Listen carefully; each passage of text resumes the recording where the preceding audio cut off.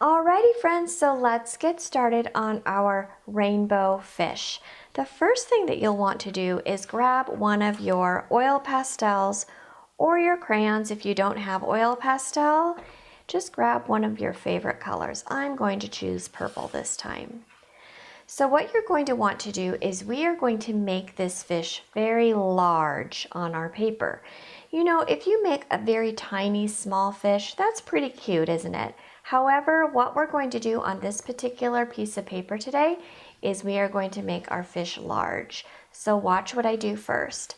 The first thing that I'm going to do is I'm going to press pretty hard and I'm going to make a very large letter C.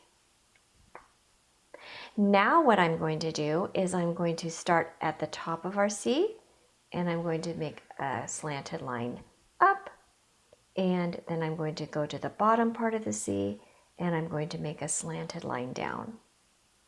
This is going to be the tail of our fish and this is going to be the body of our fish.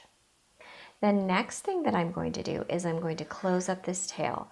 So you can think about closing up the tail with a straight line or a wavy line or a zigzag line. It's completely up to you. I think I'm going to make a wavy line, just like this.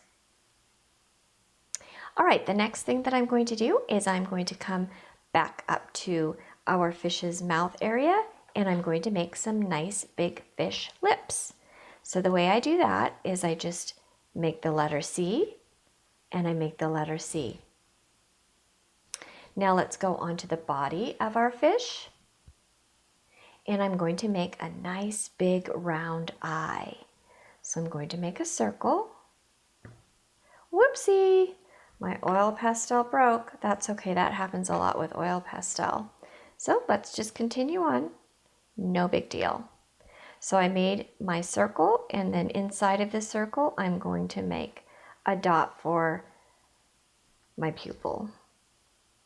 Now what I'm going to do here is I'm going to create a V, the letter V, for a fin. And then I'm going to make an upside down V up here. And a little tiny V down here at the bottom for his lower fin.